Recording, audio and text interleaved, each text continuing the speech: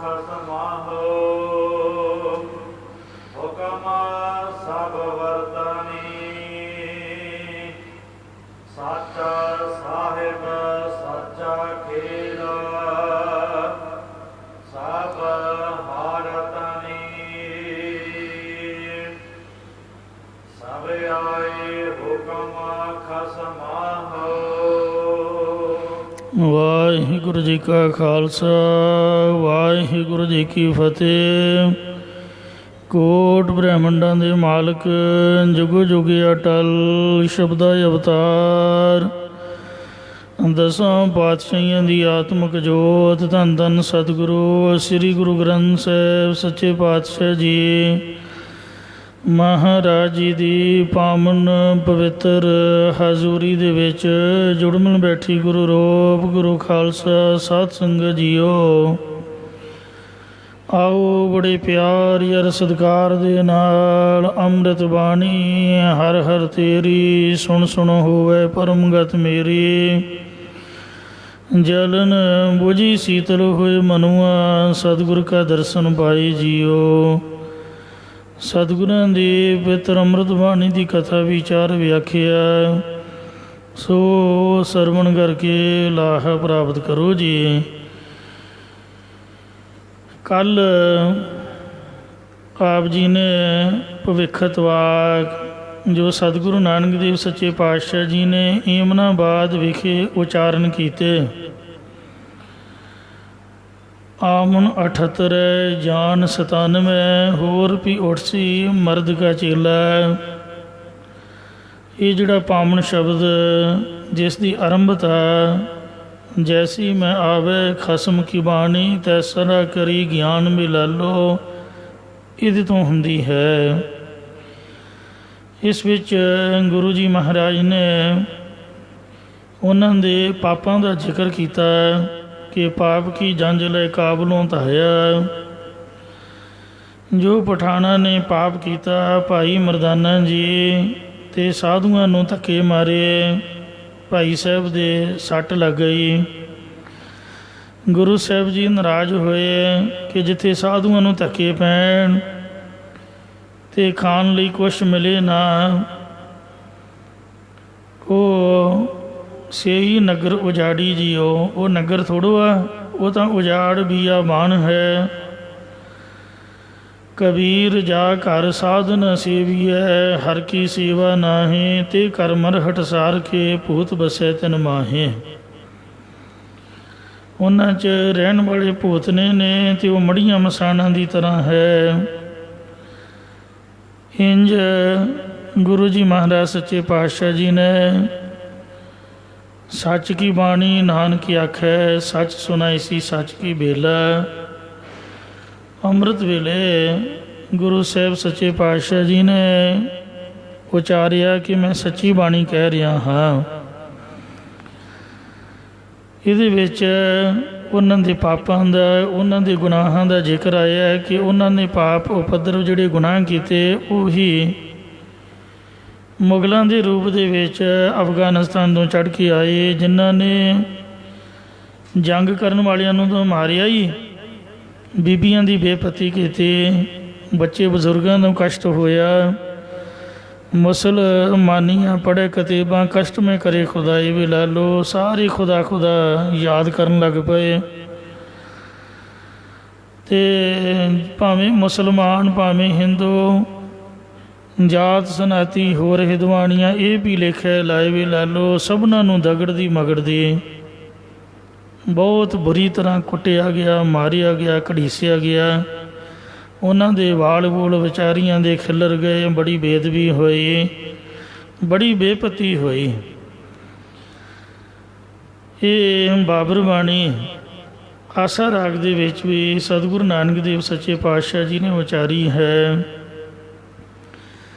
ਜਿਹਦੇ ਵਿੱਚ ਇੱਕ ਸ਼ਬਦ ਹੈ ਖੁਰਾਸਾਨ ਖਸਮਾਨਾ ਕੀਆ ਹਿੰਦੁਸਤਾਨ ਡਰਾਇਆ ਆਪੇ ਦੋਸ ਨ ਦੇਈ ਕਰਤਾ ਜਮ ਕਰ ਮੁਗਲ ਚੜ੍ਹਾਇਆ ਏਤੀ ਮਾਰ ਭਈ ਕਰ ਲਾਣੇ ਤੈਂ ਕੀ ਦਰਦ ਨਾ ਆਇਆ।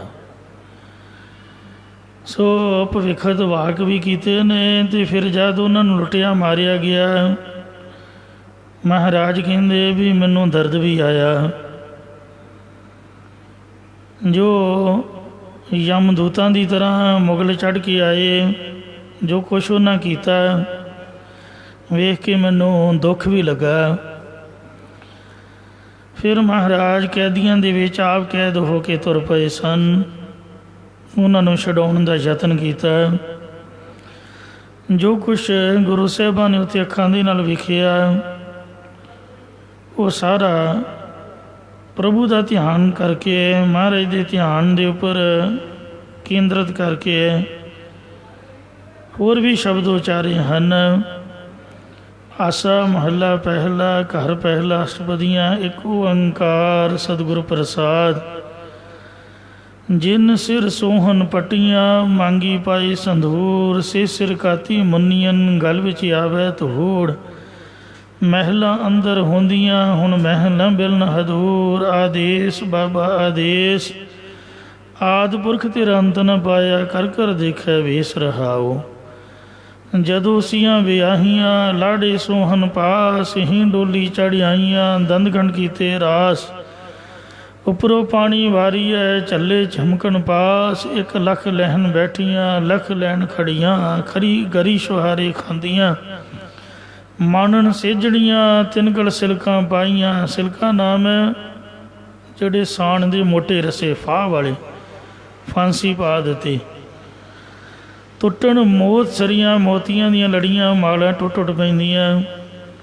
ਇਹ ਕਾਰਨ ਕੀ ਹੋਇਆ? ਧਨ ਜੋਬਨ ਦੋਏ ਵੈਰੀ ਹੋਏ, ਜਿਨੀ ਰੱਖੇ ਰੰਗ ਲਾਏ। ਦੂਤਾਂ ਨੂੰ ਫਰਮਾਇਆ, ਲੈ ਚੱਲੇ ਪਤ ਗਵਾਏ। ਅੱਗੋਂ ਦੇ ਜੇ ਚੇਤੀਏ, ਤਾਂ ਕਾਇਤ ਮਿਲੈ ਸਜਾਏ। ਸਾਹਾਂ ਸੁਰਤ ਗਵਾਈਆਂ, ਰੰਗ ਤਮਾਸ਼ੇ ਚਾਏ। ਬਾਬਰ ਵਾਣੀ ਫਿਰ ਗਈ, ਕੋਈ ਨਾ ਰੋਟੀ ਖਾਏ। ਇੱਕ ਨਾ ਵਕਤ ਖਵਾਈਐ, ਇੱਕ ਨਾ ਪੂਜਾ ਜਾਏ। ਚੌਂਕੇ ਬਿਨ ਹਦਵਾਣੀਆਂ, ਕਿਉਂ ਟਿਕੈ ਕੱਢੈ ਨਾਏ। ਇੱਕ ਘਰ ਆਵੇ ਆਪਣਾ, ਇੱਕ ਮਿਲ ਮਿਲ ਪੁੱਛੈ ਸੁੱਖ। ਇੱਕ ਨਾ ਇਹੋ ਲਿਖਿਆ, ਬਹਿ ਬਹਿ ਰੋਵੈ ਦੁੱਖ।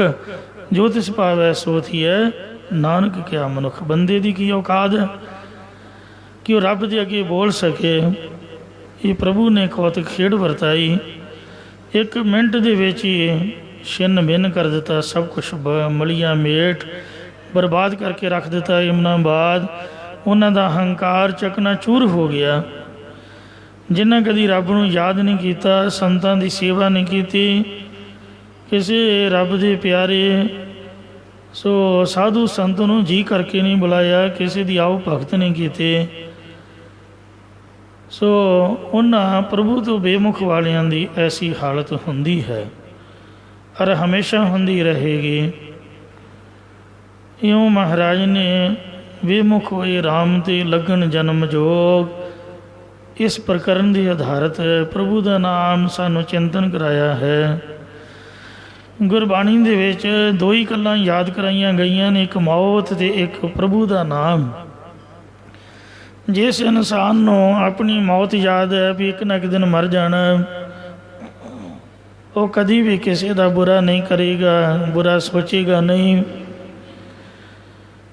ਤੇ ਪ੍ਰਭੂ ਦਾ ਨਾਮ ਜਪੇਗਾ। ਜਿਹਨੂੰ ਨਾਮ ਯਾਦ ਆ ਗਿਆ ਤੇ ਮੌਤ ਯਾਦ ਆ ਗਈ, ਸਮਝ ਲਓ ਕਿ ਉਹ ਜੀਵਨ ਮੁਕਤ ਹੈ। ਸੋ ਇਹਨਾਂ ਸ਼ਬਦਾਂ ਦੇ ਵਿੱਚ ਗੁਰੂ ਸਾਹਿਬ ਨੇ ਵੈਰਾਗ ਕਥਨ ਕੀਤਾ ਹੈ ਤਾਂ ਕਿ ਸਾਨੂੰ ਮੌਤ ਯਾਦ ਆਏ।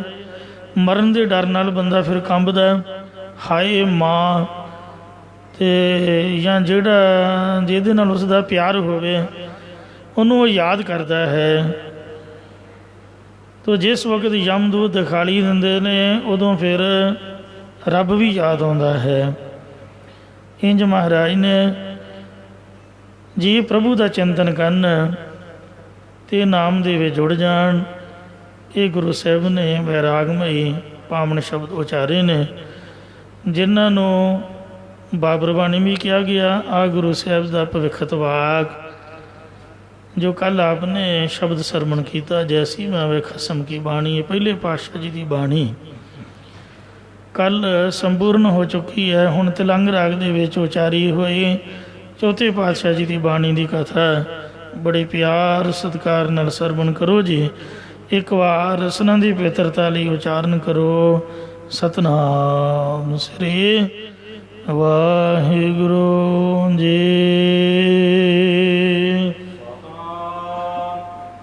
ਸ੍ਰੀ ਵਾਹਿਗੁਰੂ ਸਾਹਿਬ ਜੀਓ। ਤਿਲੰਗ ਮਹੱਲਾ ਚੌਥਾ। ਤਿਲੰਗ ਰਾਗ ਦੇ ਵਿੱਚ ਚੌਥੇ ਪਾਤਸ਼ਾਹ ਸ੍ਰੀ ਗੁਰੂ ਰਾਮਦਾਸ ਮਹਾਰਾਜ ਜੀ ਇਹ ਪਾਵਨ ਸ਼ਬਦ ਉਚਾਰ ਰਹੇ ਹਨ। ਇੱਕ ਦਿਨ ਕੁਝ ਸਿੱਖਾਂ ਨੇ ਇਹ ਜਿਹੜਾ ਸ਼ਬਦ ਉੱਪਰਲਾ ਕੱਲ੍ਹ ਆਪ ਨੇ ਸੁਣਿਆ, ਜੈਸੀ ਮੈਂ ਆਵੇ ਖਸਮ ਕੀ ਬਾਣੀ, ਇਹ ਵਾਲਾ ਸ਼ਬਦ ਪੜ੍ਹ ਕੇ ਤੇ ਮਹਾਰਾਜ ਚੌਥੇ ਸਤਿਗੁਰਾਂ ਦੇ ਪਾਸ ਬੇਨਤੀ ਕੀਤੀ, ਮਹਾਰਾਜ ਜੀ ਜੋ ਪਹਿਲੇ ਸਤਿਗੁਰਾਂ ਨੇ ਇਹ ਪਾਵਨ ਬਚਨ ਕਹੇ ਨੇ ਕਿ ਮੁਗਲ 78 ਵਿੱਚ ਹਿੰਦੁਸਤਾਨ ਆਉਣਗੇ ਅਤੇ ਫਿਰ 1597 ਜਾਂ 1797 ਨੂੰ ਚਲੇ ਜਾਣਗੇ, ਭਾਵ ਉਹਨਾਂ ਦਾ ਰਾਜ ਨਸ਼ਟ ਹੋ ਜਾਵੇਗਾ। ਇਹ ਸਤਿਗੁਰੂ ਜੀ ਕੀ ਸ਼ਰਾਪ ਨਹੀਂ ਹੈ? ਤਾਂ ਸੁਣ ਕੇ ਸਤਿਗੁਰਾਂ ਨੇ ਤਿਲੰਗ ਰਾਗ ਦੇ ਇਹ ਦੂਸਰੇ ਸੁਰਤਾਲ ਦੇ ਵਿੱਚ ਪਾਵਨ ਸ਼ਬਦ ਉਚਾਰਿਆ ਹੈ।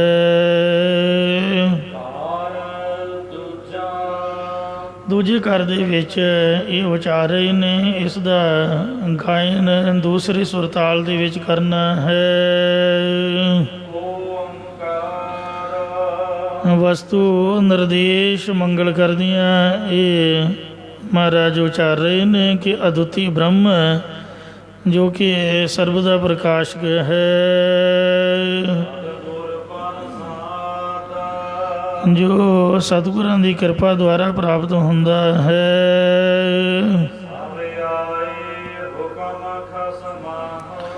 ਇਹ ਭਾਈ ਸਤਿਗੁਰੂ ਜੀ ਨੇ ਕਿਸੇ ਨੂੰ ਸ਼ਰਾਪ ਨਹੀਂ ਦਿੱਤਾ, ਉਹਨਾਂ ਨੇ ਤਾਂ ਖਸਮ ਵਾਹਿਗੁਰੂ ਦੇ ਹੁਕਮ ਬਾਰੇ ਹੀ ਦੱਸਿਆ ਹੈ।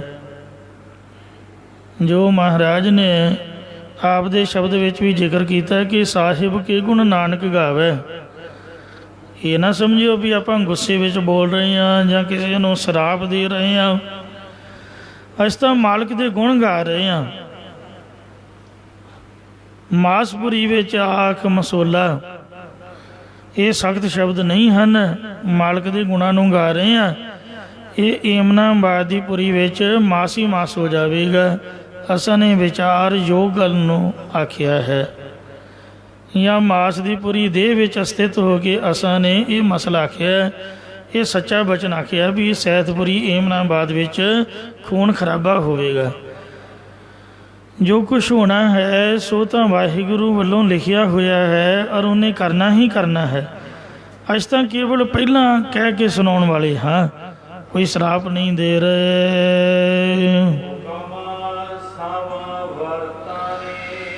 ਇੰਝ ਮਾਲਕ ਵਾਹਿਗੁਰੂ ਦੇ ਹੁਕਮ ਦੇ ਵਿੱਚ ਹੀ ਸਾਰੇ ਜੀਵ ਸੰਸਾਰ ਅੰਦਰ ਆਏ ਹੋਏ ਨੇ ਅਤੇ ਸਾਰੀ ਸ੍ਰਿਸ਼ਟੀ ਹੁਕਮ ਦੇ ਵਿੱਚ ਹੀ ਵਰਤ ਰਹੀ।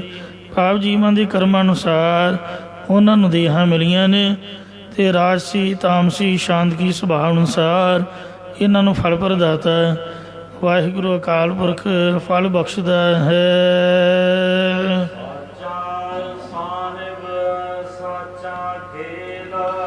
ਸੱਚ ਸਾਹਿਬ ਮਾਲਕ ਵਾਹਿਗੁਰੂ ਆਪ ਹੀ ਤੰਨੇ ਕਾਲ ਸੱਚ ਸਰੂਪ ਹੈ ਅਤੇ ਸਾਚਾ ਖੇਲ ਇਹ ਸੰਸਾਰ ਰੂਪ ਖੇਲ ਵੀ ਉਹਦੇ ਆਸਰੇ ਸੱਚਾ ਹੈ।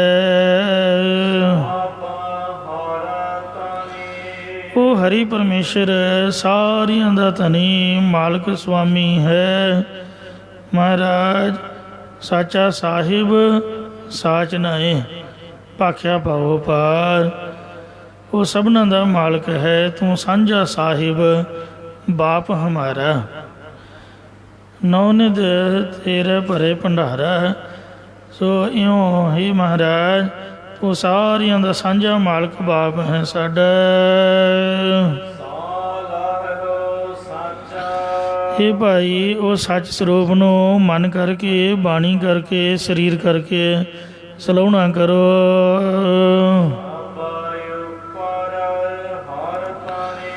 ਜੋ ਪਰਮੇਸ਼ਰ ਨਿਸ਼ਚੈ ਕਰਕੇ ਸਾਰਿਆਂ ਦੇ ਹੁਕਮ ਚਲਾਉਣ ਵਾਲਾ ਮਾਲਕ ਹੈ, ਜਾਂ ਜੋ ਮਾਲਕ ਵਾਹਿਗੁਰੂ ਸਭਨਾਂ 'ਤੇ ਹੁਕਮ ਕਰਦਾ ਹੈ, ਸਭਨਾਂ ਦੇ ਉੱਪਰ ਉਹਦਾ ਹੁਕਮ ਵਰਤਦੇ ਹੈ।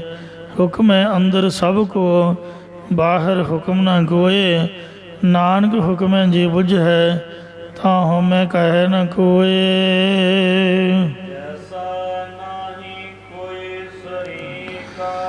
ਜਿਸ ਵਾਹਿਗੁਰੂ ਨਾਲ ਕੋਈ ਵੀ ਸ਼ਰੀਕਾ ਭਾਵ ਬਰਾਬਰੀ ਕਰਨ ਵਾਲਾ ਨਹੀਂ ਹੈ।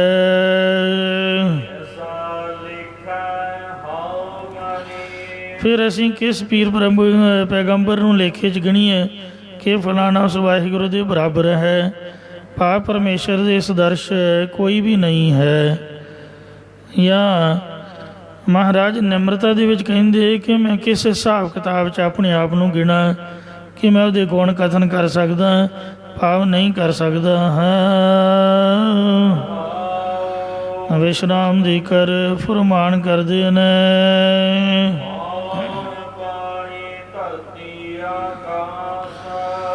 ਪੌਣ ਹਵਾ, ਪਾਣੀ, ਧਰਤੀ ਅਤੇ ਆਕਾਸ਼ ਤੇ ਅੱਗ ਆਦਿਕ ਤੱਤਾਂ ਦੁਆਰਾ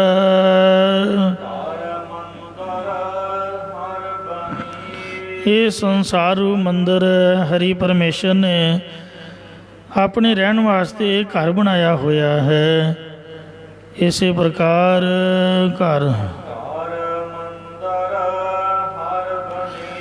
ਇਹ ਸਰੀਰ ਰੂਪ ਘਰ ਉਸ ਮੰਦਰ ਭਾਵ ਅਦਸ਼ਨਾ ਰੂਪ ਹਰੀ ਦੀ ਬਗੀਚੀ ਬਣੀ ਹੋਈ ਹੈ।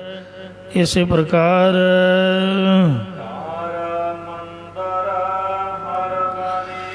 ਪੰਜਾਂ ਤੱਤਾਂ ਦੁਆਰਾ ਕੱਚੇ ਘਰ ਤੇ ਪੱਕੇ ਮੰਦਰ ਭਾਵ ਸੂਖਮ ਤੇ ਅਸਤੂਲ ਜੀਵ ਇਹ ਸਾਰੇ ਹਰੀ ਦੇ ਬਣਾਏ ਹੋਏ ਹਨ। ਇਸੇ ਪ੍ਰਕਾਰ ਹਰ ਉਸ ਪਰਮੇਸ਼ਰ ਦੇ ਸਰਗੁਣ ਸਰੂਪ ਦਾ ਸਿੱਖ ਸੰਗਤ ਰੂਪ ਘਰ ਅਤੇ ਬੈਕੁੰਠ ਰੂਪ ਮੰਦਰ ਬਣਾਇਆ ਹੋਇਆ ਹੈ। ਇਸੇ ਪ੍ਰਕਾਰ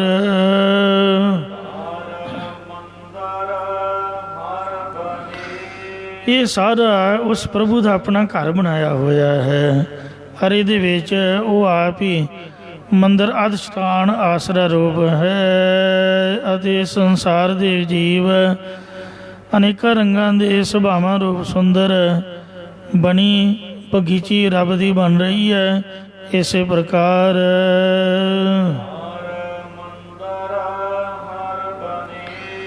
ਕੱਚੇ ਘਰਾਂ ਦੀ ਤਰ੍ਹਾਂ ਮਨੁੱਖਾਂ ਦੀਆਂ ਦੇਹਾਂ ਅਤੇ ਪੱਕੇ ਮੰਦਰਾਂ ਦੀ ਤਰ੍ਹਾਂ ਪੁੰਨਾਂ ਨਾਲ ਪ੍ਰਾਪਤ ਕੀਤੀਆਂ ਦੇਵਤਿਆਂ ਦੀਆਂ ਦੇਹਾਂ ਆਦਿਕ ਇਹਦੀ ਸ੍ਰਿਸ਼ਟੀ ਪਰਮਾਤਮਾ ਦੀ ਸੁੰਦਰ ਬਗੀਚੀ ਬਣਾਈ ਹੋਈ ਹੈ। ਇਹੋ ਜਗਵਾੜੀ ਮੇਰਾ ਪ੍ਰਭ ਮਾਲੀ ਸਦਾ ਸੰਭਾਲੇ ਕੋ ਨਾਹੀ ਖਾਲੀ।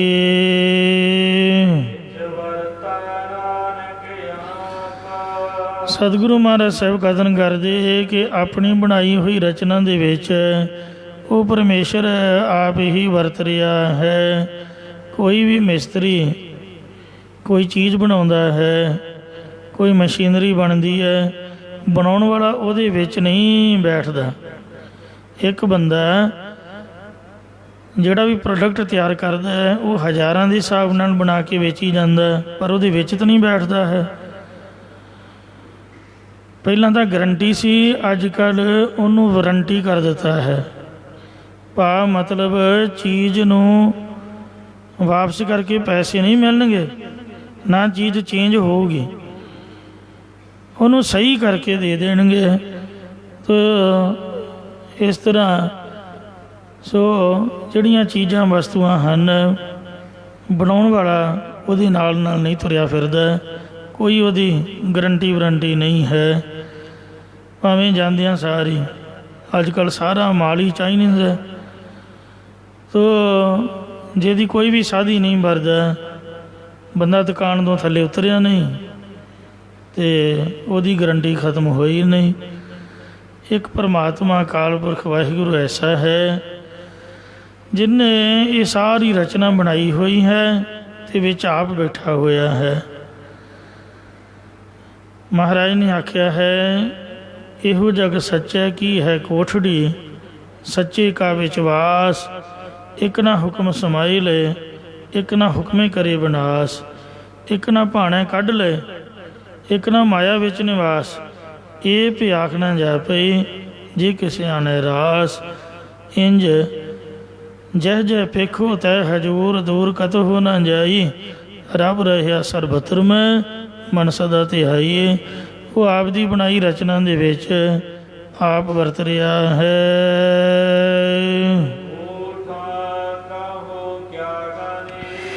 ਦੱਸੋ ਖਾਂ ਕਿ ਝੂਠ ਕੀ ਗਣੀਏ ਕੀ ਵਿਚਾਰੀਏ। ਭਾਵ ਪਰਮੇਸ਼ਰ ਜਦ ਆਪ ਹੀ ਅਨੇਕ ਅਵਤ ਕਰਦਾ ਸਾਰੇ ਵਰਤ ਰਿਹਾ ਹੈ, ਫਿਰ ਝੂਠਾ ਕਿਸ ਕੋ ਆਖੀਏ ਸਾਹ ਜਾਂ ਤਿਸ ਬਿਨ ਨਾ ਹੀ ਕੋਏ। ਝੂਠਾ ਕਿਹਨੂੰ ਆਖੀਏ ਜੇ ਵਾਹਿਗੁਰੂ ਤੋਂ ਬਗੈਰ ਕੁਛ ਹੈ ਹੀ ਨਹੀਂ ਹੈ। ਇਸ ਲਈ ਜਿਉਂ ਬੁਲਾਵੇ ਤਿਉਂ ਬੋਲੇ ਸੁਆਮੀ ਕੁਦਰਤ ਕਮਨ ਹਮਾਰੀ। ਸਾਧ ਸੰਗ ਨਾਨਕ ਜਸ ਗਾਇਓ ਚੋ ਪ੍ਰਭ ਕੀ ਅਤ ਪਿਆਰੀ। ਜੀ ਅਸੀਂ ਰੱਬ ਦੇ ਹੁਕਮ 'ਚ ਨਾਮ ਬੋਲ ਰਹੇ ਹਾਂ ਅਤੇ ਜਿਹੜੇ ਦੂਜੇ ਨੇ ਉਹ ਵੀ ਵਾਹਿਗੁਰੂ ਦੇ ਹੁਕਮ ਜੀ ਨੇ। ਤੋ ਇੰਜ ਹੁਕਮੇ ਅੰਦਰ ਸਭ ਕੋ ਬਾਹਰ ਹੁਕਮ ਨਾ ਕੋਏ। ਨਾਨਕ ਹੁਕਮੇ ਜੀ ਬੁੱਝੈ ਤਾਂ ਹਉਮੈ ਕਹੈ ਨਾ ਕੋਏ।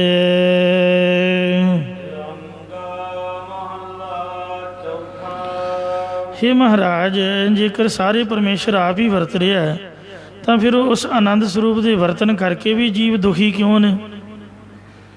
ਕਦੀ ਸਿਰ ਪੀੜ, ਕਦੀ ਗੋਡੇ ਪੀੜ, ਕਦੀ ਹੱਡ ਪੀੜ, ਕਦੀ ਪੇਟ ਦਰਦ, ਅਤੇ ਬੰਦਾ ਰੋਂਦਾ ਹੀ ਰਹਿੰਦਾ ਹੈ, ਰੋਂਦਾ ਹੀ ਜੰਮਦਾ, ਰੋਂਦਾ ਹੀ ਪਲਦਾ ਹੈ।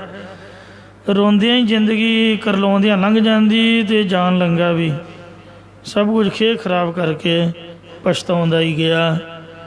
ਫਿਰ ਇਹਦੇ ਪੱਲੇ ਸ਼ਾਂਤੀ ਕਿਉਂ ਨਹੀਂ ਹੈ, ਟਿਕਾ ਕਿਉਂ ਨਹੀਂ ਹੈ, ਧੀਰਜ ਕਿਉਂ ਨਹੀਂ ਹੈ? ਇਹ ਭੁੱਖਾ ਕਿਉਂ ਮਾਰਿਆ ਹੈ, ਤਰਲੇ ਕਿਉਂ ਮਾਰਿਆ, ਦਰ ਦਰ 'ਤੇ ਭਟਕ ਕਿਉਂ ਰਿਹਾ ਹੈ? ਹੈਰਾਨੀ ਦੀ ਗੱਲ ਹੈ। ਤੁਸੀਂ ਕਹਿੰਦੇ ਹੋ ਕਿ ਰੱਬ ਇਹਦੇ ਵਿੱਚ ਵਸ ਰਿਹਾ, ਤਾਂ ਫਿਰ ਆਨੰਦ ਹੀ ਆਨੰਦ ਹੋਣਾ ਚਾਹੀਦਾ ਸੀਗਾ। ਮਨ ਚਿਹਰਾ ਹਮੇਸ਼ਾ ਖਿੜਿਆ ਰਹਿਣਾ ਚਾਹੀਦਾ ਸੀ। ਮੱਥੇ 'ਤੇ ਭਾਰਾਂ ਹੀ ਕਿਉਂ ਵੱਜੇ ਰਹਿੰਦੇ ਨੇ? ਚਿੰਤਾ ਹੀ ਕਿਉਂ ਲੱਗੀ ਰਹਿੰਦੀ ਹੈ ਕਿ ਆਹ ਕਿਵੇਂ ਹੋਏਗਾ, ਆਓ ਕਿਵੇਂ ਹੋਏਗਾ? ਪਾਤਸ਼ਾਹ ਨੇ ਬਾਣੀ ਦੇ ਵਿੱਚ ਭਾਵੇਂ ਉਪਦੇਸ਼ ਬਖਸ਼ਿਆ ਹੈ, ਨਾਨਕ ਚਿੰਤਾ ਮਤ ਕਰੋ, ਚਿੰਤਾ ਤਿਸ ਹੀ ਹੈ ਜਲ ਮੈਂ ਜੰਤ ਉਪਾਇਨ। ਤਿਨਾ ਪਿਰੋਜੀ ਦੇ ਵਿੱਚ ਉਪਾਏ ਸਾਇਰਾ ਤਿਨਾ ਪੇਸਾਰ ਕਰੇ। ਨਾਨਕ ਚਿੰਤਾ ਮਤ ਕਰੋ, ਚਿੰਤਾ ਤਿਸ ਹੀ ਹੈ। ਬੰਦਾ ਇੰਨਾ ਚਿੰਤਾਤੁਰ ਕਿਉਂ ਹੈ ਆਪਣੇ ਢਿੱਡ ਵਾਸਤੇ ਜਾਂ ਆਪਦੇ ਬੱਚਿਆਂ ਵਾਸਤੇ? ਕਿਰਤ ਕਰਨੀ ਮਾੜੀ ਨਹੀਂ, ਹਲ ਵਾਹ ਕੇ ਖਾਣਾ, ਦੁਕਾਨ 'ਤੇ ਬੈਠ ਕੇ ਵਪਾਰ ਕਰਨਾ ਜਾਂ ਮਿਹਨਤ ਮਜ਼ਦੂਰੀ ਕਰਨੀ, ਇਹਦੀ ਕੋਈ ਮਨਾਹੀ ਨਹੀਂ ਹੈ ਕੰਮ ਕਰਕੇ ਖਾਣ ਦੀ। ਪਰ ਦੁਨੀਆ ਪੁੱਠੇ ਪਾਸੇ ਚੱਲ ਪਈ ਹੈ। ਮੋਬਾਇਲਾਂ 'ਤੇ ਫਰਾਡ ਹੋ ਰਹੇ ਨੇ। ਆਪ ਦਾ ਨੰਬਰ ਦਿਓ, ਬੈਂਕ ਦਾ ਅਕਾਊਂਟ, OTP ਦਿਓ, ਸਭ ਕੁਛ ਹੀ ਡਾ ਕੇ ਗਾਂਹ ਜਾਂਦੇ, ਪਤਾ ਨਹੀਂ ਲੱਗਦਾ। ਸਭ ਰਲਵੀਂ ਮਿਲਵੀਂ ਭੁਗਤ ਹੋ ਰਹੀ ਹੈ। ਕੰਪਿਊਟਰ 'ਤੇ ਬੈਠੇ ਜਿਹਨੂੰ ਕਹਿੰਦੇ ਸਾਈਬਰ ਕ੍ਰਾਈਮ, ਅਤੇ ਕਈਆਂ ਦੇਸ਼ਾਂ ਦੀਆਂ ਬੈਂਕਾਂ 'ਚੋਂ ਪੈਸੇ ਉਹ ਹੈਂਗ ਕਰਕੇ ਅਤੇ ਕਿਤੇ ਦੀ ਕਿਤੇ ਪਹੁੰਚਾ ਦੇਣੇ। ATM ਮਸ਼ੀਨਾਂ ਚੁੱਕ ਕੇ ਲੈ ਜਾਣੀਆਂ। ਇੰਨੀ ਦੁਨੀਆ ਨੂੰ ਭੁੱਖ ਪਈ ਹੋਈ ਹੈ, ਮੂੰਹ 'ਤੇ ਰੁਮਾਲ ਮਾਰ ਕੇ ਲੁੱਟ ਕੇ ਲੈ ਜਾਣਾ। ਬੰਦਾ ਤੜਫ ਰਿਹਾ, ਬਿਪਤਾ ਦਾ ਮਾਰਿਆ ਵਿਚਾਰਾ, ਐਕਸੀਡੈਂਟ ਦੇ ਵਿੱਚ ਉਹਦੀ ਗੱਡੀ ਦੇ ਵਿੱਚੋਂ ਸਿਸਟਮ ਹੀ ਖੋਲ੍ਹ ਕੇ ਲੈ ਜਾਣੇ, ਜੇਬ 'ਚੋਂ ਮੋਬਾਇਲ ਲੈ ਜਾਣਾ। ਬੰਦੇ ਦੀ ਜਾਨ ਦੀ ਕੋਈ ਪਰਵਾਹ ਨਹੀਂ। ਕਹਿਣ ਦਾ ਭਾਵ ਇਹ ਫਿਰ ਪੁੱਠੇ ਕੰਮ ਕਿਉਂ ਕਰ ਰਿਹਾ ਭੁੱਖ ਦੇ ਵਿੱਚ? ਇਸ ਤਰ੍ਹਾਂ ਇਹ ਕੁਛ ਕਿਉਂ ਹੋ ਰਿਹਾ? ਇੱਕ ਦੂਜੇ 'ਤੇ ਜੀਵ ਹਾਵੀ ਕਿਉਂ, ਜ਼ੁਲਮ ਕਿਉਂ ਹੋ ਰਿਹਾ, ਜ਼ਬਰਦਸਤੀ ਕਿਉਂ ਹੋ ਰਹੀ ਹੈ? ਇਹ ਸਭ ਕੁਝ ਖੇਡ ਉਲਟ ਪੁਲਟ ਕਿਉਂ ਦਿਖ ਰਹੀ ਹੈ? ਜੇ ਭਗਵਾਨ ਇਹਨਾਂ ਦੇ ਵਿੱਚ ਵਸਦਾ ਹੋਏ ਅਤੇ ਇਹਨਾਂ ਨੂੰ ਅਕਲ ਨਾ ਆਏ ਤਾਂ ਮਹਾਰਾਜ ਤਲੰਗ ਰਾਗ ਦੇ ਵਿੱਚ ਦੂਜਾ ਸ਼ਬਦ ਉਚਾਰਦੇ, ਉਚਾਰਨ ਕਰੋ ਸਤਨਾਮ ਸ੍ਰੀ ਵਾਹਿਗੁਰੂ ਜੀ।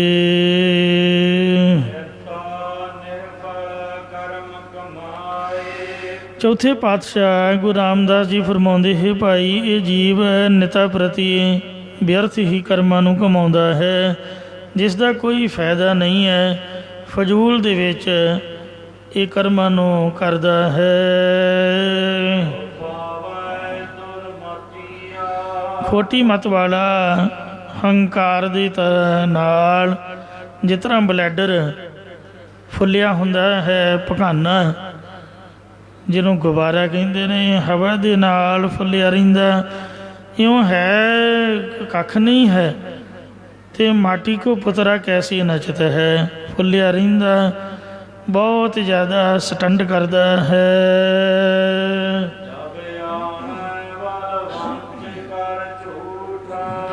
ਜਿਸ ਕਰਕੇ ਕੋਈ ਪਦਾਰਥ ਕਿਸੇ ਨਾਲ ਧੋਖਾ ਕਰਕੇ, ਝੂਠ ਬੋਲ ਕੇ, ਬਹੁ ਪਰਪੰਜ ਕਰ ਪਰ ਧਨ ਲਿਆਵੇ, ਸੁਤ ਦਾਰੈ ਪੈ ਆਣ ਲੁਟਾਵੇ। ਜਦ ਛਲ ਫਰੇਬ ਕਰਕੇ, ਠੱਗੀ ਮਾਰ ਕੇ, ਝੂਠ ਬੋਲ ਕੇ ਕੋਈ ਪਦਾਰਥ ਘਰ ਲੈ ਆਉਂਦਾ ਹੈ,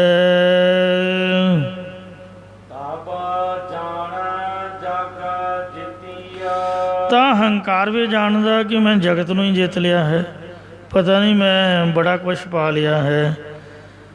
ਲੋਕਾਂ ਦੀ ਕਹਾਵਤ ਹੈ ਕਿ ਚੋਰ ਨੂੰ ਹੱਸਦਾ, ਗਾਉਂਦਾ, ਨੱਚਦਾ, ਟੱਪਦਾ, ਲੁੱਡੀਆਂ ਮਚਾਉਂਦਾ ਨਾ ਦੇਖੋ। ਜਦ ਉਹਦੀ ਭੁਗਤ ਸਵਾਰੀ ਜਾਂਦੀ ਹੈ, 100 ਦਿਨ ਚੋਰ ਦਾ, 1 ਦਿਨ ਸਾਧ ਦਾ। ਜਦ ਸਾਧ ਦੇ ਕਾਬੂ ਆ ਗਿਆ, ਉਹਨੂੰ ਕੁੱਟ ਪੈਂਦੀ ਵੇਖੋ। ਚੀਕਾਂ ਮਾਰਦਾ, ਉਹਨੂੰ ਅਰੜਾਉਂਦਾ ਦੇਖੋ। ਅਰੜਾਵੇ ਬਿਰਲਾਵੇ ਨਿੰਦਕ, ਤੇ ਆਪਣਾ ਕੀਤਾ ਪਾਵੇ ਨਿੰਦਕ। ਇਉਂ ਮਹਾਰਾਜ ਨੇ ਬਚਨ ਲਿਖੇ ਨੇ। ਪਾਪੀ ਕਰਮ ਕਮਾਉਂਦੇ ਕਰਦੇ, ਹਾਏ ਹਾਏ ਕਰਦੇ ਉਹਨਾਂ ਨੂੰ ਦੇਖੋ।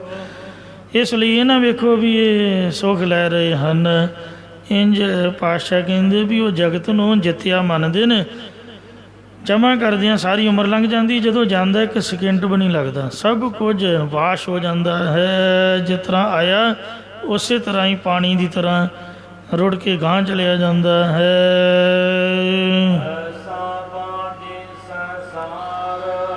ਦੁਨੀਆ ਦਾ ਬਣਦਾ ਬੁਣਦਾ ਕੁਛ ਨਹੀਂ ਹੈ। ਅਜਿਹਾ ਜਗਤ ਬਾਜੀਗਰ ਦੀ ਖੇਡ ਦੀ ਤਰ੍ਹਾਂ ਹੈ।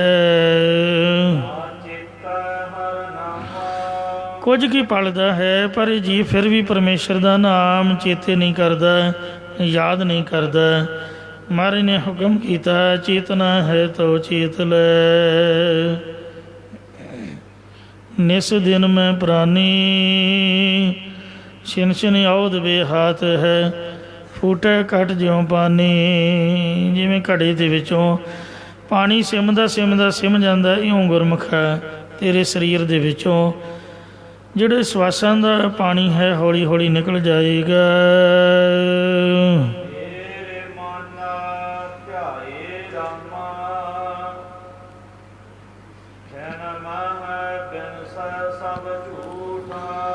ਝੂਠੇ ਕੀ ਰੇ ਝੂਠ ਪ੍ਰੀਤ, ਉਲਟੀ ਰੇ ਮਨ ਉਲਟੀ ਰੇ, ਤੇ ਸਾਕਤ ਸਿਉਂ ਕਰ ਉਲਟੀ ਰੇ। ਝੂਠੇ ਕੀ ਰੇ ਝੂਠ ਪ੍ਰੀਤ, ਛੁਟਕੀ ਰੇ ਮਨ ਛੁਟਕੀ ਰੇ, ਤੇ ਸਾਕਤ ਸੰਗ ਨਾ ਛੁਟਕੀ ਰੇ। ਇਉਂ ਜਿਉਂ ਪਰ ਮੰਦਰ ਕਾਜ ਰਾਖਿਓ, ਜੋ ਪੈਸੇ ਕਾ ਲੋਖੀ ਰੇ।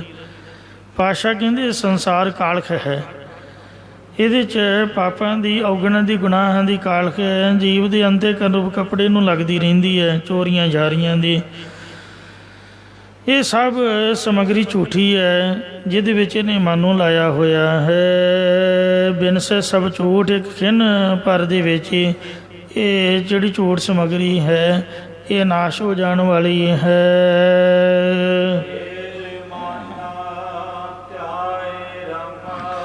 ਇਹ ਜੀਵ ਰੱਬ ਦੇ ਹੁੰਦਿਆਂ ਵੀ ਤਾਂ ਦੁਖੀ ਨੇ ਕਿਉਂਕਿ ਉਹਦਾ ਨਾਮ ਨਹੀਂ ਜਪਦੇ। ਇਹ ਮੇਰਿਆ ਮਨਾ, ਮੈਂ ਤੈਨੂੰ ਸਿੱਖਿਆ ਸਮਝਾਉਂਦਾ ਹਾਂ ਵੀ ਜੇ ਤੂੰ ਸੁਖੀ ਰਹਿਣਾ ਚਾਹੁੰਦਾ ਹੈ, ਜੇ ਲੋੜ ਹੈ ਸਦਾ ਸੁਖ ਪਾਈ। ਮੇਰੇ ਭਰਾਵਾ, ਤੂੰ ਮੇਰਾ ਭਰਾ ਲੱਗਦਾ, ਮੈਂ ਤੇਰਾ ਬੁਰਾ ਨਹੀਂ ਸੋਚਦਾ। ਜੇ ਲੋੜ ਹੈ ਸਦਾ ਸੁਖ ਪਾਈ, ਸਾਧੂ ਸੰਗਤ ਗੁਰੈਂ ਬਤਾਈ। ਹਰ ਰੋਜ਼ ਅੰਮ੍ਰਿਤ ਵੇਲੇ ਸਵਖਤੇ ਉੱਠਿਆ ਕਰ, ਨਹਾ ਧੋ ਕੇ ਗੁਰਦੁਆਰੇ ਜ਼ਰੂਰ ਆਇਆ ਕਰ, ਅਤੇ ਸ਼ਾਮਾਂ ਪਈਆਂ ਫਿਰ ਮਹਾਰਾਜ ਦੇ ਦਰਸ਼ਨ ਪਾਇਆ ਕਰ।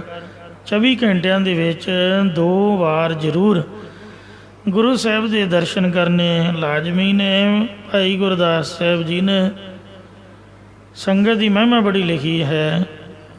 ਕਹਿੰਦੇ ਕੁਰਬਾਨੀ ਤਿੰਨਾਂ ਗੁਰਸਿੱਖਾਂ, ਕੁਰਬਾਨੀ ਤਿੰਨਾਂ ਗੁਰਸਿੱਖਾਂ, ਅੰਮ੍ਰਿਤ ਵੇਲੇ ਸਾਰਨਾ ਮੰਦੇ। ਕੁਰਬਾਣੀ ਤਿੰਨਾਂ ਗੁਰ ਸਿੱਖਾਂ, ਹੋਏ ਇੱਕ ਮਨ ਗੁਰ ਜਾਪ ਜਪੰਦੇ। ਕੁਰਬਾਣੀ ਤਿੰਨਾਂ ਗੁਰ ਸਿੱਖਾਂ, ਸਾਧ ਸੰਗਤ ਚੱਲ ਜਾਏ ਜੁੜਨਦੇ। ਮਤਲਬ ਭਾਗਾਂ ਵਾਲੀਆਂ ਰੂਹਾਂ ਨੇ ਜਿਹੜੀਆਂ ਅੰਮ੍ਰਿਤ ਵੇਲੇ ਉੱਠ ਕੇ ਸੰਗਤ ਵਿੱਚ ਚੱਲ ਕੇ ਜੁੜ ਮਿਲ ਕੇ ਬੈਠਦੀਆਂ ਨੇ। ਅੱਜ ਐਤਵਾਰ ਹੈ, ਛੁੱਟੀ ਵਾਲੇ ਦਿਨ ਬੰਦਾ ਸੋਚਦਾ ਵੀ ਚਲੋ ਕੰਮ ਤੋਂ ਛੁੱਟੀ ਤੇ ਗੁਰਦੁਆਰੇ ਤੋਂ ਵੀ ਛੁੱਟੀ, ਨੀਂਦ ਤਾਂ ਪੂਰੀ ਕਰੋ। ਪੜ੍ਹੇ ਲਿਖੇ ਲੋਕ ਦਫ਼ਤਰਾਂ ਦੇ ਵਿੱਚ, ਉਹ ਕਲੈਰੀਕਲ ਕੰਮ ਕਰਨ ਵਾਲੇ ਮੇਰੇ ਵਰਗੇ, ਉਹ ਸੁੱਤੇ ਨਹੀਂ ਉੱਠਦੇ 12-12 ਵਜੇ ਤੱਕ। ਪੁੱਛੋ ਵੀ ਕੀ ਹੈ, ਕਹਿੰਦੇ ਅੱਜ ਛੁੱਟੀ ਹੈ ਜੀ। ਇੰਗਲੈਂਡ ਦੇ ਵਿੱਚ ਮੈਂ ਵੇਖਿਆ ਵੀ ਐਤਵਾਰ ਕਹਿਣਾ ਬਾਬਾ ਜੀ ਵੀ ਸਵੇਰ ਦੀ ਕਥਾ ਰਹਿਣ ਦਿਓ। ਮੈਂ ਕਿਹਾ ਕੀ? ਕਹਿੰਦੇ ਅੱਜ ਤਾਂ ਛੁੱਟੀ ਹੈ ਜੀ। ਉਹ ਗੁਰਦੁਆਰਿਆਂ ਦੇ ਵਿੱਚ ਪੂਰੀ ਵੇ ਕਥਾ ਕਰੀ ਦੀ, ਅੰਮ੍ਰਿਤ ਵੇਲੇ ਵੀ ਅਤੇ ਸ਼ਾਮ ਨੂੰ ਵੀ, ਰਹਿਰਾਸ ਤੋਂ ਬਾਅਦ। ਜਿੱਦਣ ਐਤਵਾਰ ਹੋਣਾ ਉਹ ਦਿਨ ਕਹਿਣਾ 12 ਵਜੇ ਟਾਈਮ ਦਿਆਂਗੇ ਤੁਹਾਨੂੰ। ਕਾਰਨ ਕੀ ਆ? ਵੀ ਸੰਗਤ ਸੁੱਤੀ ਪਈ ਆ। ਉਹ ਆਉਣਗੇ 10 ਵਜੇ ਤੋਂ ਬਾਅਦ ਸ਼ੁਰੂ ਹੁੰਦੀ ਹੈ ਅਤੇ 12 ਵਜੇ ਤੱਕ ਦੀਵਾਨ ਲੱਗੂਗਾ। ਗਹਿਮਾ ਗਹਿਮ ਉਦੋਂ ਤੁਹਾਨੂੰ ਸਮਾਂ ਮਿਲੇਗਾ। ਸਵੇਰ ਦੀ ਵੀ ਛੁੱਟੀ ਅਤੇ ਸ਼ਾਮੀ 2:30-3 ਵਜੇ ਭੋਗ ਪੈ ਗਿਆ ਅਤੇ ਸਤਿ ਸ੍ਰੀ ਅਕਾਲ। ਰਾਤ ਨੂੰ ਵੀ ਕੋਈ ਦੀਵਾਨ ਨਹੀਂ, ਐਤਵਾਰ ਜੂਆ। ਪਾਰਟੀਆਂ ਹੋਰ 100 ਰਿਸ਼ਤੇਦਾਰੀਆਂ ਕੰਮਾਂ ਕਾਰਾਂ ਦੇ। ਤੋ ਐਸਾ ਸੁਭਾਵ ਹੈ। ਪਰ ਗੁਰੂ ਘਰ ਦਾ ਜਿਹੜਾ ਨਿਯਮ ਹੈ ਉਹ ਡੇਲੀ ਦਾ ਹੈ, ਜਿਹਨੂੰ ਨਿਤਨੇਮ ਕਹਿੰਦੇ ਨੇ। ਉੱਥੋਂ ਦਾ ਸਿਸਟਮ ਕੁਛ ਅਲੱਗ ਹੈ, ਨਿੰਦਿਆ ਨਹੀਂ ਹੈ, ਇਹ ਔਗਣ ਨਹੀਂ ਆਪਾਂ ਕਹਿੰਦੇ। ਉਹਨਾਂ ਨੇ ਉਹ ਸਿਸਟਮ ਹੀ ਇਸ ਤਰ੍ਹਾਂ ਦਾ ਬਣਾਇਆ ਹੋਇਆ ਹੈ, ਨਿਯਮ ਹੀ ਇਸ ਤਰ੍ਹਾਂ ਦਾ ਬਣਾਇਆ ਹੋਇਆ ਹੈ।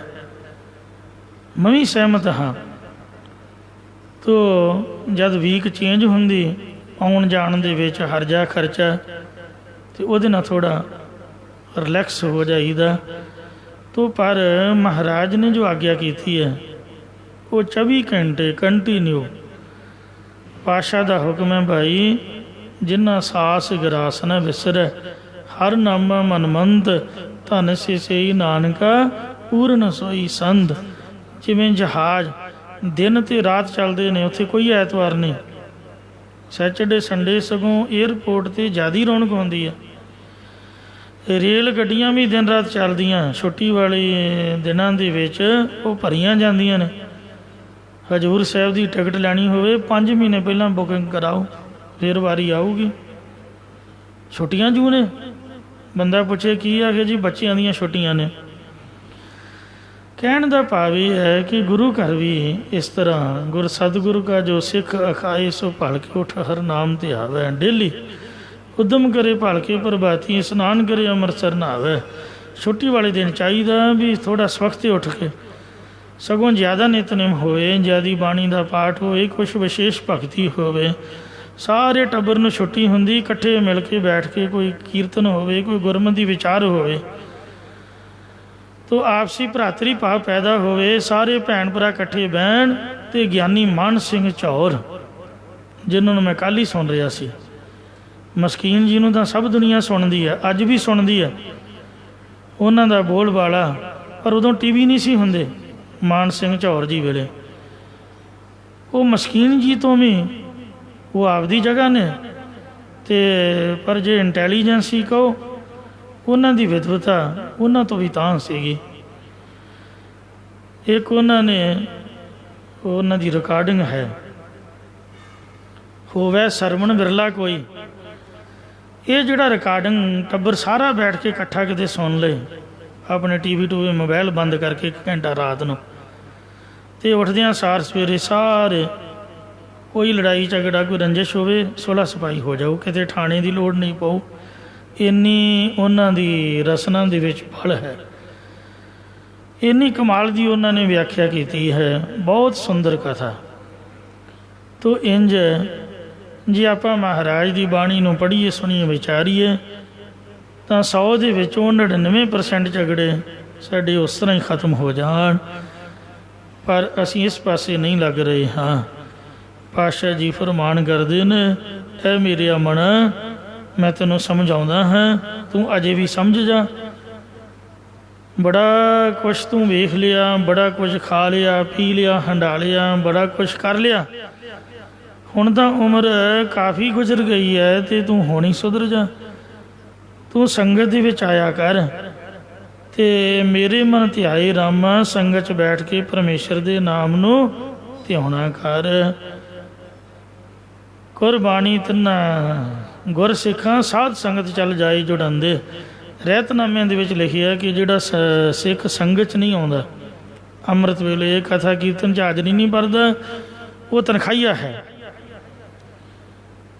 ਤੋ ਇਸ ਵਾਸਤੇ ਮਹਾਰਾਜ ਕਹਿੰਦੇ ਭਾਈ ਨਿਤਨੇਮ ਵੀ ਜ਼ਰੂਰੀ ਹੈ, ਨਾਮ ਵੀ ਜ਼ਰੂਰੀ ਹੈ, ਗੁਰੂ ਦੇ ਦਰਸ਼ਨ ਵੀ ਅਤੇ ਮਹਾਰਾਜ ਦੀ ਸੰਗਤ ਵੀ ਜ਼ਰੂਰੀ ਹੈ। ਇਹ ਮੇਰੇ ਅਮਣਾ ਤੂੰ ਰਮੰਤੀ ਸਾ ਰਾਮਾ, ਪਰਮੇਸ਼ਰ ਦੇ ਨਾਮ ਨੂੰ ਧਿਆਉਣਾ ਕਰ।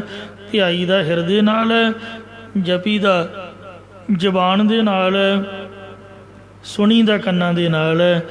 ਇਉਂ ਸੰਗਤ ਵਿੱਚ ਤਿੰਨੇ ਚੀਜ਼ਾਂ ਇਕੱਠੀਆਂ ਚੱਲਦੀਆਂ ਨੇ। ਸ਼ਰਮਣੀ ਸੁਣੀਏ, ਰਸਨਾ ਗਾਈਏ, ਹਿਰਦੇ ਧਿਆਈਏ ਸੋਈਏ। ਵਿਸ਼ਰਾਮ ਦੇ ਕੇ ਫੁਰਮਾਨ ਕਰਦੇ ਨੇ,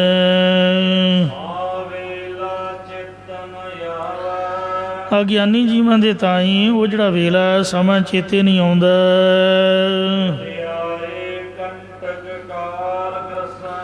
ਜਿਸ ਸਮੇਂ ਕੰਟਕ ਕੰਢੀ ਤਰ੍ਹਾਂ ਦੁਖਦਾਈ ਕਾਲ ਆ ਕੇ ਗਰਸ ਲੈਂਦਾ, ਭਾਵ ਪਕੜ ਲਵੇਗਾ, ਮੌਤ ਦੇ ਦਿਨ ਨੂੰ ਇਹ ਚੇਤੇ ਨਹੀਂ ਕਰਦਾ ਹੈ। ਇਹਨੂੰ ਮਰਨਾ ਭੁੱਲਿਆ ਹੋਇਆ ਹੈ। ਖਾਣਾ ਪੀਣਾ, ਹੱਸਣਾ ਸੌਣਾ ਵਿਸਰ ਗਿਆ ਹੈ ਮਰਨਾ। ਕਸਮ ਸਾਰ ਖੁਆਰੀ ਕੀਨੇ, ਤ੍ਰਿਗ ਜੀਵਨ ਨਹੀਂ ਰਹਿਣਾ। ਇਹੋ ਜਿਹੀ ਜ਼ਿੰਦਗੀ ਨੂੰ ਤ੍ਰਿਗਾ ਕਰ ਜੋ ਖਾਣ ਪੀਣ, ਹੱਸਣ ਖੇਡਣ ਗਾਉਣ ਦੇ ਵਿੱਚ ਬਤੀਤ ਹੋਈ ਜਾ ਰਹੀ ਹੈ। ਸੋ ਮਰਨਾ ਮਨੋਂ ਵਿਸਾਰਿਆ, ਮਰਨਾ ਇਹਨਾਂ ਨੇ ਭੁਲਾਇਆ ਹੋਇਆ ਹੈ। ਅਤੇ ਰਾਗ ਰੰਗ ਰੰਗ ਤਮਾਸੇ ਬਹੁ ਵਿਧੀ ਚਾਏ ਲੱਗ ਰਹਿਆ, ਚੇਤਨ ਆਇਓ ਪਾਰ ਬ੍ਰਹਮ। ਤਾਂ ਸਰਬ ਕੀ ਜੂਣ ਗਿਆ, ਪਰਮੇਸ਼ਰ ਚੇਤੇ ਨਹੀਂ ਆ ਰਿਹਾ ਹੈ।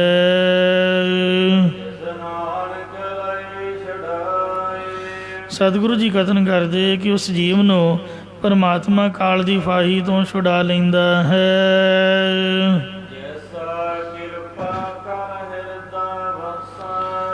ਸੋ ਜਿਸ ਉੱਪਰ ਆਪ ਦੀ ਕਿਰਪਾ ਮਿਹਰ ਦੀ ਦ੍ਰਿਸ਼ਟੀ ਕਰਕੇ ਉਹਦੇ ਹਿਰਦੇ ਵਿੱਚ, ਮਨ ਵਿੱਚ ਵਸ ਜਾਂਦਾ ਹੈ।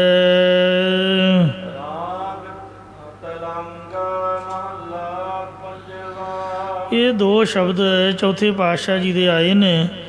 ਅੱਗੇ ਹੁਣ ਪੰਜਵੇਂ ਪਾਤਸ਼ਾਹ ਸਤਿਗੁਰੂ ਅਰਜਨ ਦੇਵ ਮਹਾਰਾਜ ਜੀ ਤਿਲੰਗ ਰਾਗ ਦੇ ਵਿੱਚ ਇਹ ਬਾਣੀ ਉਚਾਰ ਰਹੇ ਨੇ। ਜਿਸ ਸਮੇਂ ਸ੍ਰੀ ਗੁਰੂ ਅਰਜਨ ਦੇਵ ਸਾਹਿਬ ਜੀ ਅੰਗੁਰਤਾ ਗੱਦੀ 'ਤੇ ਬਿਰਾਜਮਾਨ ਸਨ, ਉਸ ਵੇਲੇ ਦੂਰ ਦਰਾਡਿਓਂ ਸੰਗਤਾਂ ਚੱਲ ਕੇ ਦਰਸ਼ਨ ਕਰਨ ਲਈ ਆਉਂਦੀਆਂ। ਇੱਕ ਵਾਰੀ ਦੀ ਗੱਲ ਹੈ ਕਿ ਕਾਬਲ ਆਦਿਕ ਪੱਛਮ ਦੇ ਇਲਾਕੇ ਦੀ ਸੰਗਤ ਸਤਿਗੁਰਾਂ ਦੇ ਦਰਸ਼ਨ ਕਰਨ ਲਈ ਆ ਰਹੀ ਸੀ। ਤਾਂ ਰਸਤੇ ਵਿੱਚ ਅਟਕ ਦਰਿਆ 'ਤੇ ਇੱਕ ਆਲਮਨਾਮੇ ਮਲਾਹ ਲੈਂਦਾ ਸੀ, ਜੋ ਸਾਰੇ ਮਲਾਹਾਂ ਦਾ ਮੁਖੀ ਸੀ। ਇਹ ਰਾਤ ਸਮੇਂ ਮੁਸਾਫਰਾਂ ਨੂੰ ਲੁੱਟ ਲੈਂਦਾ ਸੀ। ਜਿਸ ਸਮੇਂ ਕਾਬਲ ਦੀ ਸੰਗਤ ਅਟਕ ਦਰਿਆ ਦੇ ਕਿਨਾਰੇ 'ਤੇ ਪਹੁੰਚੀ ਅਤੇ ਆਪਣੇ ਆਦਮੀਆਂ ਸਮੇਤ ਸੰਗਤ ਨੂੰ ਲੁੱਟਣ ਲੱਗਾ, ਤਦੋਂ ਇਹ ਸਾਰੇ ਆਲਮ ਮਲਾਹ ਅਤੇ ਹੋਰ ਉਹਦੇ ਬੰਦੇ ਅੰਨੇ ਹੋ ਗਏ। ਮੁੜ ਕੇ ਆਲਮ ਸੰਗਤਾਂ ਦੇ ਚਰਨੀ ਢਹਿ ਪਿਆ ਅਤੇ ਬੇਨਤੀ ਕੀਤੀ ਕਿ ਸਾਨੂੰ ਮੁਆਫ ਕਰ ਦੇਵੋ। ਤਦੋਂ ਸੰਗਤ ਨੇ ਕਿਹਾ ਕਿ ਬਖਸ਼ਣਹਾਰ ਤਾਂ ਸਤਿਗੁਰੂ ਜੀ ਹਨ, ਜਿਨ੍ਹਾਂ ਦੇ ਦਰਸ਼ਨਾਂ ਨੂੰ ਅਸੀਂ ਜਾ ਰਹੇ ਹਾਂ। ਜੇਕਰ ਤੂੰ ਇਹ ਲੁੱਟ ਖੋਹ ਅਤੇ ਚੋਰੀ ਦਾ ਕੰਮ ਛੱਡ ਕੇ ਗੁਰੂ ਦੀ ਸਿੱਖੀ ਧਾਰਨ ਕਰੇਂਗਾ ਤਾਂ ਅਸੀਂ ਤੇਰੀ ਬੇਨਤੀ ਗੁਰਾਂ ਦੇ ਚਰਨਾਂ ਵਿੱਚ ਕਰਾਂਗੇ। ਇਹਨੇ ਦੋਵੇਂ ਹੱਥ ਜੋੜ ਕੇ ਪ੍ਰਣ ਕੀਤਾ ਕਿ ਮੈਂ ਅੱਗੇ ਤੋਂ ਲੁੱਟ ਖੋਹ ਅਤੇ ਚੋਰੀ ਨਹੀਂ ਕਰਾਂਗਾ ਅਤੇ ਗੁਰੂ ਦੀ ਸਿੱਖੀ ਧਾਰਨ ਕਰਾਂਗਾ। ਇਹ ਬੰਦੇ ਵੀ ਕਰਨਗੇ। ਫਿਰ ਸੰਗਤ ਨੇ ਰਲ ਕੇ ਗੁਰਾਂ ਦੇ ਚਰਨਾਂ 'ਚ ਬੇਨਤੀ ਕੀਤੀ ਤਾਂ ਸਭ ਦੀਆਂ ਅੱਖਾਂ ਦੀ ਜੋਤ ਵਾਪਸ ਆ ਗਈ। ਫਿਰ ਸੰਗਤ ਨਾਲ ਰਲ ਕੇ ਸਤਿਗੁਰਾਂ ਦੇ ਦਰਸ਼ਨ ਕਰਨ ਲਈ ਇਹ ਆਲਮ ਮਲਾਹ ਸ੍ਰੀ ਅੰਮ੍ਰਿਤਸਰ ਸਾਹਿਬ ਵਿਖੇ ਪਹੁੰਚਿਆ। ਸਤਿਗੁਰਾਂ ਦੇ ਦਰਸ਼ਨ ਕਰਕੇ ਚਰਨ ਪਕੜ ਲਏ ਅਤੇ ਬੇਨਤੀ ਕਰਨ ਲੱਗਾ, ਜੀ ਸੰਗਤ ਦੇ ਚਰਨਾਂ ਪਿੱਛੇ ਮੈਨੂੰ ਵੀ ਪਾਪੀ ਨੂੰ ਬਖਸ਼ ਲਓ। ਮੈਂ ਬਹੁਤ ਵੱਡਾ ਗੁਨਾਹਗਾਰ ਬੜਾ ਵੱਡਾ ਡਾਕੂ, ਚੋਰੀਆਂ ਬਦਮਾਸ਼ੀਆਂ ਕਰਨ ਵਾਲਾ ਹਾਂ, ਕਿਰਪਾ ਕਰੋ। ਤਾਂ ਗੁਰਦੁਆਰੇ ਦਾ ਨਿਯਮ ਹੈ ਕਿ ਜਿਹੜੇ ਤਾਂ ਨਾਮ ਜਪਣ ਵਾਲੇ ਨੇ, ਮਹਾਰਾਜ ਦੀ ਸੰਗਤ ਹੈ, ਉਹਦੀ ਅਰਦਾਸ ਤਾਂ ਭਾਵੇਂ ਸੁਣਨ ਜਾਂ ਨਾ ਸੁਣਨ ਡੇਲੀ ਵਾਲਿਆਂ, ਕਿਉਂਕਿ ਉਹ ਤਾਂ ਪਹਿਲਾਂ ਹੀ ਮਹਾਰਾਜ ਸੋਚਦੇ ਵੀ ਇਹ ਆਉਂਦੇ ਹੀ ਨੇ, ਚੰਗੇ ਹੀ ਨੇ। ਅਤੇ ਜਿਹੜਾ ਪਾਪੀ ਜਾਂ ਗੁਨਾਹਗਾਰ ਗੁਰੂਆਂ ਦੀ ਸ਼ਰਨ ਫੜੇ, ਪਹਿਲ ਦੇ ਆਧਾਰ 'ਤੇ ਉਹਦੀ ਅਰਦਾਸ ਪ੍ਰਵਾਨ ਕਰਦੇ ਨੇ।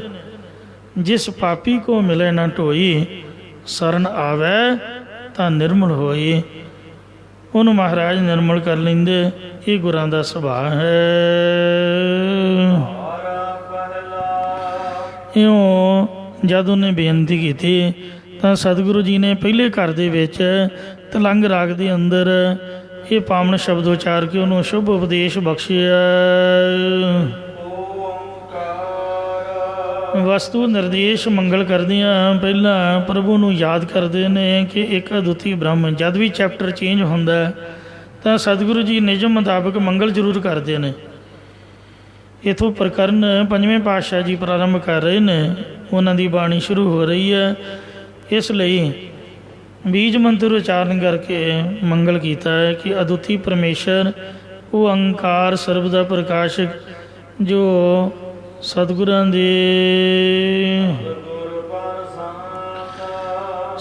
ਦੀ ਪ੍ਰਸਾਦ ਕਿਰਪਾ ਦੁਆਰਾ ਪ੍ਰਾਪਤ ਹੁੰਦਾ ਹੈ ਜੀ।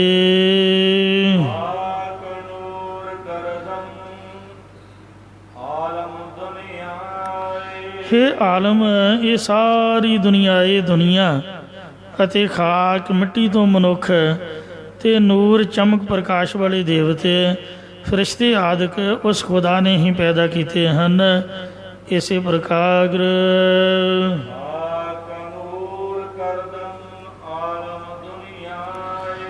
ਆਲਮ ਕੁੱਲ ਸੰਸਾਰ ਦੀ ਦੁਨੀਆ ਜਾਂ ਆਲਮ ਪਰਲੋਕ ਅਤੇ ਦੁਨੀਆ, ਇਸ ਲੋਕ ਨੂੰ ਨੂਰ ਪ੍ਰਕਾਸ਼ ਰੂਪ ਚੇਤਨ ਪ੍ਰਭੂ ਨੇ ਖਾਕ ਭਾਵ ਮਾਇਆ ਦੇ ਨਾਲ ਰਚਨਾ ਕਰਦਨ ਕੀਤਾ ਹੈ। ਇਸੇ ਪ੍ਰਕਾਰ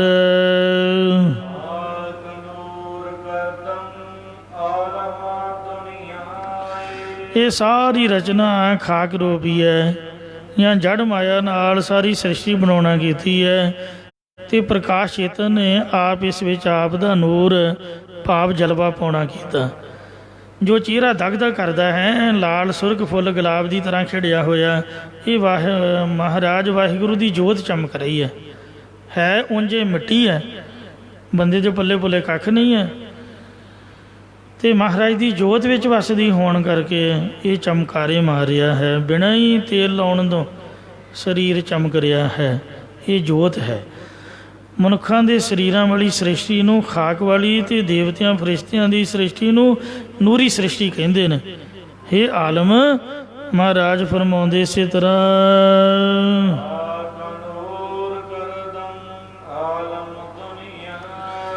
ਉਹ ਨੂਰ ਪ੍ਰਕਾਸ਼ ਰੂਪ ਪ੍ਰਭੂ ਨੇ ਸ਼ਬਦ ਸਪਰਸ਼ ਰੂਪ ਰਸ ਗੰਧ ਆਦਿਕ ਸੂਖਮ ਤੱਤਾਂ ਤੋਂ ਸੂਖਮ ਸ੍ਰਿਸ਼ਟੀ ਬਣਾਈ ਹੈ, ਅਤੇ ਖਾਕ ਮਿੱਟੀ ਆਦਿਕ 5 ਸਤੂਲ ਤੱਤਾਂ ਤੋਂ ਸਤੂਲ ਸ੍ਰਿਸ਼ਟੀ ਦੀ ਰਚਨਾ ਕੀਤੀ ਹੈ। ਆਲਮ ਇਲਮ ਰੱਖਣ ਵਾਲੇ ਵਿਦਵਾਨ ਜਾਂ ਅਵਿਦਿਅਕ ਆਦਿ ਦੀ ਸ੍ਰਿਸ਼ਟੀ ਰਚੀ ਹੈ।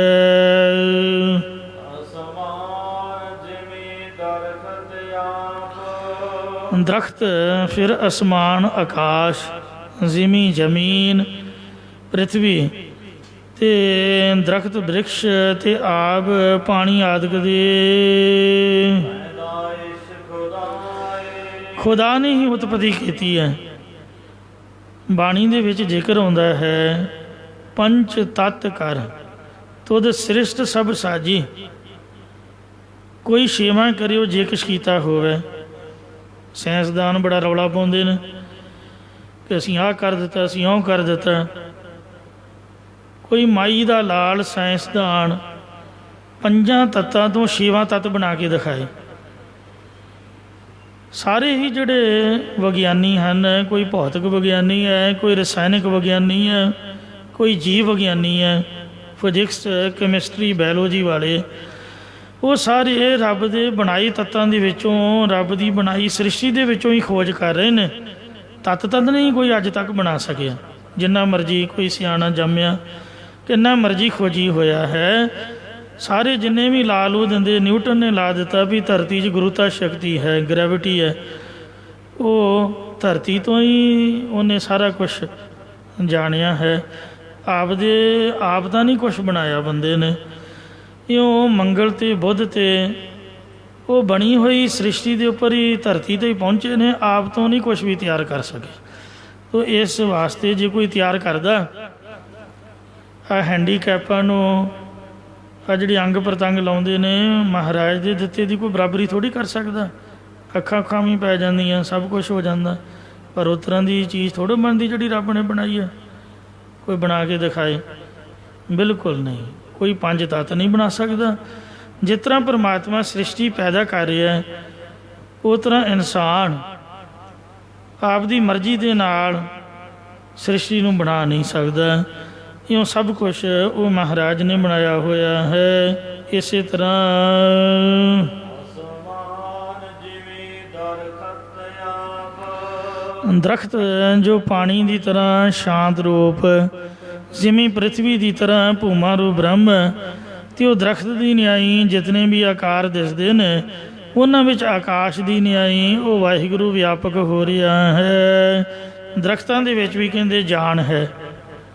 ਕੁਹਾੜਾ ਮਾਰੀ ਤੋਂ ਉਹਨਾਂ 'ਚੋਂ ਹਰਿਆ ਹਰਿਆ ਜਿਹਾ ਪਾਣੀ ਨਿਕਲਦਾ ਹੈ, ਅਤੇ ਸਾਇੰਸਦਾਨ ਉਹਨਾਂ ਨੇ ਖੋਜ ਕੀਤੀ ਹੈ ਕਿ ਇਹ ਵੀ ਸਾਹ ਵੀ ਲੈਂਦੇ ਹਨ। ਕਾਰਬਨ ਡਾਈਆਕਸਾਈਡ ਖਿੱਚਦੇ ਨੇ ਅਤੇ ਆਕਸੀਜਨ ਛੱਡਦੇ ਨੇ। ਇਸ ਲਈ ਜਿੱਥੇ ਬਹੁਤੇ ਦਰਖਤ ਹੋਣ ਉੱਥੇ ਸਾਹ ਸੌਖਾ ਆਉਂਦਾ ਹੈ। ਪਰ ਰਾਤ ਨੂੰ ਕਹਿੰਦੇ ਵੀ ਆਕਸੀਜਨ ਖਿੱਚਦੇ ਨੇ ਅਤੇ ਕਾਰਬਨ ਡਾਈਆਕਸਾਈਡ ਛੱਡਦੇ। ਸਾਇੰਸਦਾਨਾਂ ਨੇ ਮੰਨਿਆ ਹੋਇਆ, ਵੱਧਦੇ ਵੀ ਨੇ, ਫੁੱਲਦੇ ਵੀ ਨੇ, ਸਭ ਕੁਛ ਹੈ। ਪੱਥਰ ਵੀ ਜੂਨ, ਹਜ਼ਾਰਾਂ ਸਾਲ ਮਿੱਟੀ 'ਚ ਪੱਥਰ ਪਿਆ ਰਹੇ, ਉਹ ਵੱਧ ਜਾਂਦਾ ਹੈ। ਤੋ ਇੰਝ ਇਹ ਸਭ ਕੁਛ ਪ੍ਰਭੂ ਦੀ ਖੇਡ ਹੈ। ਜਿੰਨੇ ਆਕਾਰ ਦਿਸਦੇ ਨੇ ਉਹਨਾਂ ਦੇ ਵਿੱਚ ਆਕਾਸ਼ ਦੀ ਤਰ੍ਹਾਂ ਵਿਆਪਕ ਹੋ ਰਿਹਾ ਹੈ। ਇਸੇ ਪ੍ਰਕਾਰ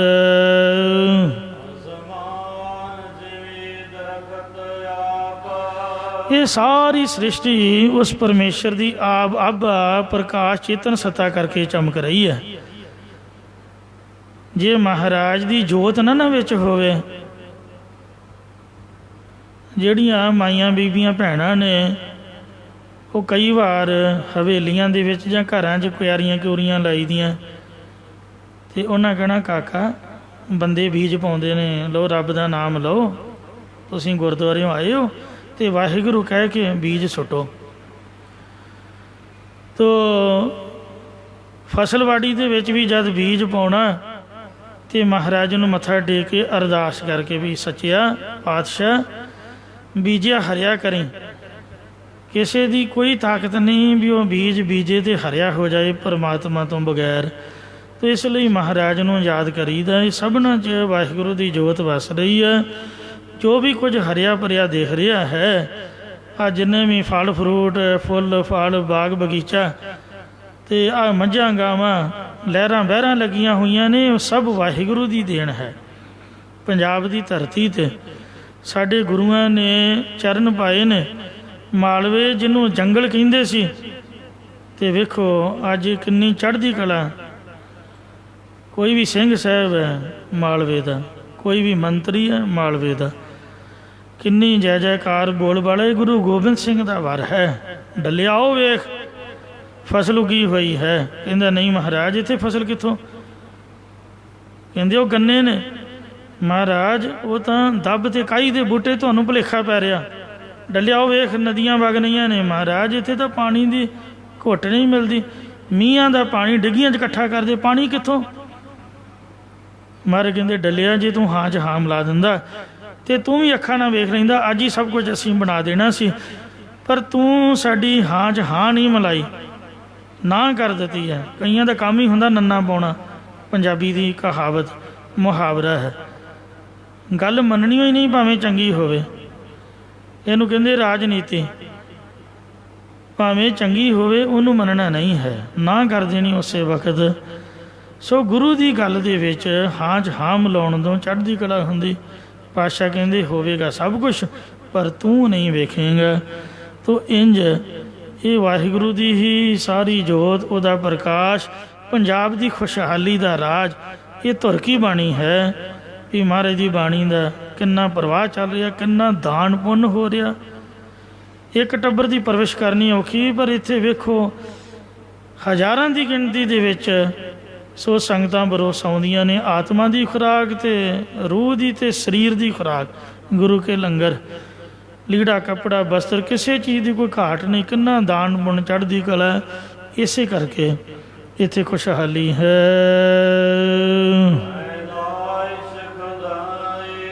ਕਹਿਣ ਤੋਂ ਭਾਵ ਅੰਡਜ, ਅੰਡਿਆਂ ਤੋਂ ਪੈਦਾ ਹੋਣ ਵਾਲੀ, ਜੇਰ, ਜੇਰ ਤੋਂ ਪੈਦਾ, ਸੇਤਜ ਮੁੜਕੇ ਤੋਂ, ਤੇ ਉਤ ਪੁਜ, ਧਰਤੀ ਨੂੰ ਪਾੜ ਕੇ ਨਿਕਲਣ ਵਾਲੀ ਸਾਰੀ ਜਿੰਨੀ ਵੀ ਬਨਸਪਤੀ ਸਭ ਰੱਬ ਨੇ ਪੈਦਾ ਕੀਤੀ ਹੈ। ਉਹਦੇ ਹੁਕਮ ਤੋਂ ਬਗੈਰ ਤਾਂ ਕਹਿੰਦੇ ਪੱਤਾ ਵੀ ਨਹੀਂ ਹਿਲਦਾ, ਕੋਈ ਬੀਜ ਪੁੰਗਰ ਨਹੀਂ ਸਕਦਾ, ਸਭ ਉਹਦੇ ਨਾਲ ਹੀ ਫਲ ਫੁੱਲ ਰਹੇ ਹਨ। ਹੇ ਬੰਦੇ, ਹੇ ਇਨਸਾਨ, ਹੇ ਆਲਮ,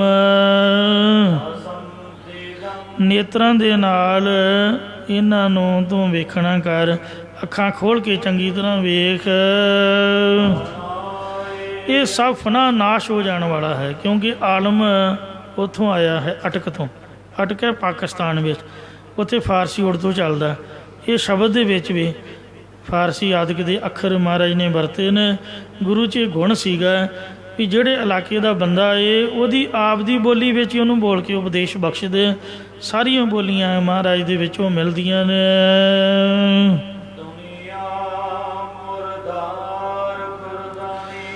ਇਹ ਸਭ ਦੁਨੀਆ, ਸਭ ਸੰਸਾਰੀ ਜੀਵ ਝੂਠ ਬੋਲਣ ਰੂਪ ਮੁਰਦਾ ਖਾਂਦੇ ਨੇ, ਨਖਿੱਧ ਚੀਜ਼ ਖਾ ਰਹੇ ਨੇ।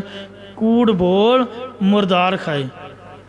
ਜੇ ਆਪਾਂ ਡੀਂਗਾ ਮਾਰੀਏ ਆਹੇ ਜੀ ਆਪਾਂ ਤਾਂ ਵੈਸ਼ਨੋ ਹਾਂ ਜੀ, ਆਪਾਂ ਨਹੀਂ ਮੀਟ ਮੁਰਗਾ ਖਾਂਦੇ, ਬੰਦਾ ਪੁੱਛੇ ਝੂਠ ਨਹੀਂ ਬੋਲਦੇ? ਬੋਲਦੇ ਹਾਂ ਜੀ। ਜਿਹਨੇ ਝੂਠ ਬੋਲਿਆ ਉਹਨੇ ਮੁਰਦਾ ਖਾ ਲਿਆ। ਮੁਰਦਾ ਖਾਣ ਦੀ ਮਨਾਹੀ ਹੈ, ਇੱਕੋ ਹੀ ਗੱਲ ਹੈ, ਭਾਵੇਂ ਪ੍ਰਤੱਖ ਤੇ ਭਾਵੇਂ ਝੂਠ। ਤੋ ਇਸ ਵਾਸਤੇ ਝੂਠ ਦਾ ਮੁਰਦਾ ਸਾਰੇ ਖਾ ਰਹੇ ਨੇ। ਤ੍ਰਿਸ਼ਨਾ ਲਾਲਚ ਕਰਕੇ ਬੇਖਬਰ ਭੁੱਲੇ ਹੋਏ ਨੇ, ਪ੍ਰਮਾਦੀ ਹੋ ਰਹੇ ਨੇ। ਵਿਸ਼ਿਆਂ ਦੀ ਇਹਨਾਂ ਨੂੰ ਨੀਂਦਰ ਆ ਰਹੀ ਹੈ, ਇਹਨਾਂ ਨੂੰ ਸਮਝ ਨਹੀਂ ਆ ਰਹੀ ਮਹਾਰਾਜ ਸੱਚੇ ਪਾਤਸ਼ਾਹ ਦੇ ਉਪਦੇਸ਼ ਦੀ। ਗਾਫਲ ਕਹਿੰਦੇ ਨੇ ਕੰਨਾਂ ਕੇਸ ਜਿੰਨੇ ਮਾਰੀ ਹੋਏ। ਇੱਕ ਸੁਣੋ, ਕੰਨੋਂ ਸੁਣਿਆ, ਦੂਜੇ ਕੰਨੋਂ ਕੱਢਤਾ। ਸੁਣਦਾ, ਗਿਣਦਾ, ਸਮਝਦਾ ਹੋਇਆ ਤੇ ਫਿਰ ਵੀ ਇਹ ਘਾਲੋਂ ਕਰ ਰਿਹਾ, ਇਸ ਲਈ ਗਾਫਲ ਹੈ। ਵਿਸ਼ਰਾਮ ਦੇ ਕਰ ਫਰਮਾਨ ਕਰਦੇ ਨੇ।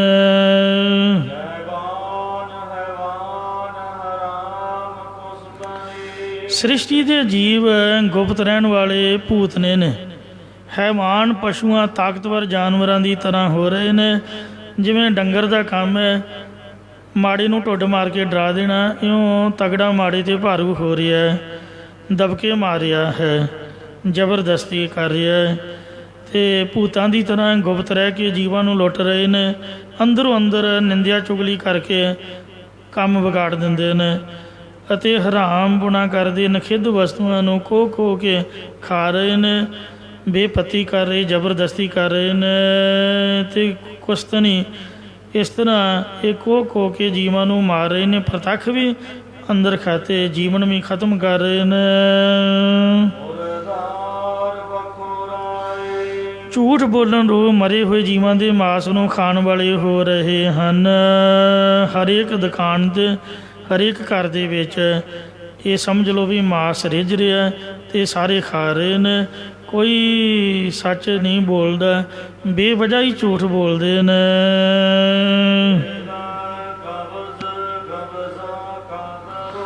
ਸ਼ਕਤੀਮਾਨ ਪਰਮੇਸ਼ਰ ਦੀ ਕਾਬੂ ਕਰਨ ਵਾਲੀ ਮਾਇਆ ਨੇ ਲੋਕਾਂ ਦੇ ਦਿਲਾਂ 'ਤੇ ਰਾਜ ਕੀਤਾ ਹੋਇਆ ਹੈ। ਦਿਲ ਦੇ ਉੱਪਰ ਤਾਂ ਬਾਣੀ ਦਾ ਰਾਜ ਹੋਣਾ ਚਾਹੀਦਾ ਸੀ, ਪਰ ਗੋਲਕ ਦਾ ਰਾਜ ਹੋਇਆ ਪਿਆ ਹੈ। ਧਿਆਨ ਗੋਲਕ 'ਚ, ਪੈਸੇ ਵਿੱਚ ਹੈ, ਮਾਇਆ ਵਿੱਚ। ਰੱਬ ਵੱਲ ਕਿੱਥੇ ਧਿਆਨ ਹੈ? ਪਰਮੇਸ਼ਰ ਵੱਲੋਂ ਹਟਾ ਕੇ ਮਾਇਆ ਨੇ ਆਪ ਦਾ ਕਬਜ਼ਾ ਸਾਡੇ ਮਨਾਂ 'ਤੇ ਜਮਾਇਆ ਹੋਇਆ ਹੈ, ਜਿਸ ਕਰਕੇ ਜੀਵਾਂ ਨੂੰ ਨਰਕਾਂ 'ਚ ਬਹਿ ਕੇ ਸਜ਼ਾ ਭੋਗਣੀ ਪੈਂਦੀ ਹੈ।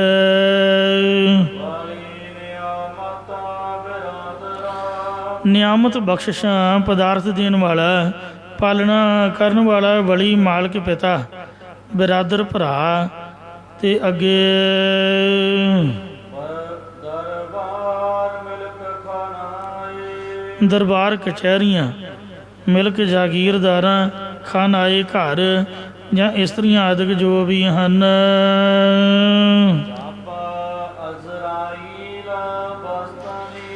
ਮੌਤ ਦਾ ਫਰਿਸ਼ਤਾ ਜਿਹਦਾ ਨਾਮ ਅਜ਼ਰਾਈਲ ਹੈ, ਉਹ ਫਰਿਸ਼ਤਾ ਆ ਕੇ ਜਦ ਬੰਨੇਗਾ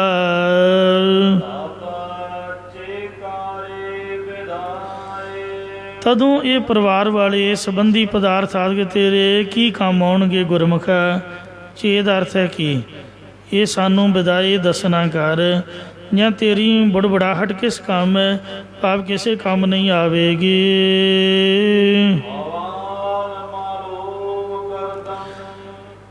ਹਾਂਜੀ, ਉਹ ਪਾਕ ਪਵਿੱਤਰ ਰੂਪ ਅੱਲਾਹ ਹੈ ਖੁਦਾ, ਤੇਰੇ ਸਾਰੇ ਹਾਲ ਨੂੰ ਮਾਲੂਮ ਜਾਣਨਾ ਕਰਦਾ ਹੈ, ਭਾਵ ਸਾਰੀ ਹਾਲਤ ਨੂੰ ਜਾਣਦਾ, ਉਹ ਤੇਰੇ ਦਿਲ ਦੇ ਖੋਟ ਨੂੰ ਸਮਝਦਾ ਹੈ। ਇਹ ਬਚਨ ਸੁਣ ਕੇ ਮਲਾ ਆਲਮ ਮੁਸਲਮਾਨ ਨੇ ਉਹਨੇ ਕਿਹਾ ਕਿ ਮਹਾਰਾਜ ਫਿਰ ਛੁਟਕਾਰਾ ਕਿਵੇਂ ਹੋਵੇ, ਕਿਰਪਾ ਕਰੋ ਜੀ।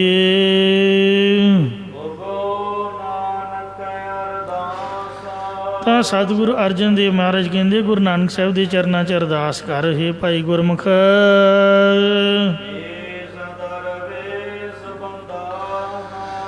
ਹੇ ਆਲਮ, ਜੋ ਖੁਦਾ ਦੇ ਦਰਵੇਸ਼ ਫਕੀਰ ਬੰਦਾ ਲੋਕ ਹਨ, ਜਾਂ ਜੋ ਫਕੀਰ ਲੋਕ ਗਿਆਨ ਰੂਪ ਦੁਆਰੇ ਤੇ ਵਿੱਚ ਪ੍ਰਵੇਸ਼ ਹੋਏ ਨੇ, ਉਹਨਾਂ ਦੇ ਅੱਗੇ ਅਰਦਾਸ ਬੇਨਤੀ ਕਰਿਆ ਕਰ।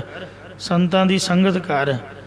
ਅੰਤਰਜਾਮੀ ਪੁਰਖ ਵਿਦਾਤੇ ਸਰਦਾ ਮਨ ਕੀ ਪੂਰੇ, ਨਾਨਕ ਦਾਸ ਇਹ ਸੁਖ ਮੰਗੈ ਮੋਕੋ ਕਰ ਸੰਤਨ ਕੀ ਤੋਰੇ। ਸੰਤਾਂ ਨੂੰ ਲੁੱਟੀ ਦਾ ਨਹੀਂ, ਮਾਰੀ ਦਾ ਨਹੀਂ ਹੈ, ਇਹ ਮਾਸ ਖਾਣ ਦੀ ਤਰ੍ਹਾਂ ਹੈ। ਉਹਨਾਂ ਦੇ ਅੱਗੇ ਅਰਦਾਸ ਕਰੋ, ਬੇਨਤੀ ਕਰੋ। ਨਹੀਂ ਕੁਛ ਦੇਣ ਜੋਗੇ, ਮਿੱਠਾ ਤਾਂ ਬੋਲੋ। ਇਹ ਉਪਦੇਸ਼ ਸੁਣ ਕੇ ਭਾਈ ਆਲਮ ਸਤਿਗੁਰਾਂ ਦਾ ਸਿੱਖ ਬਣ ਗਿਆ ਸੀਗਾ। ਉਹਨੇ ਲੋਕਾਂ ਨੂੰ ਲੁੱਟਣਾ ਕੁੱਟਣਾ ਅਤੇ ਚੋਰੀਆਂ ਕਰਨੀਆਂ ਛੱਡ ਦਿੱਤੀਆਂ ਸਨ। ਪਤਾ ਨਹੀਂ ਸਾਨੂੰ ਕਦੋਂ ਮਹਾਰਾਜ ਸਮਝ ਦੇਵੇਗਾ। ਆਓ ਗੁਰਾਂ ਦੇ ਚਰਨਾਂ 'ਚ ਅਰਦਾਸ ਕਰੀਏ। ਭੁੱਲ ਚੁੱਕ ਮਾਫ਼ ਕਰੋ, ਅੱਗੇ ਤੋਂ ਸਮਤ ਬਖਸ਼ੋ ਜੀ।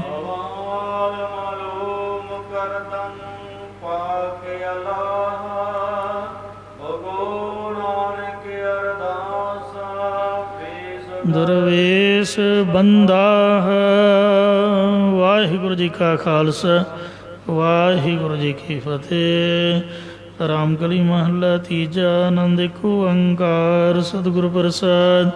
ਆਨੰਦ ਭਇਆ ਮੇਰੀ ਮਾਏ ਸਤਿਗੁਰੂ ਸਤਿਗੁਰ ਤਾਂ ਪਾਇਆ ਸਹਿਜ ਸੇਤੀ ਮਨ ਵਜੀਆਂ।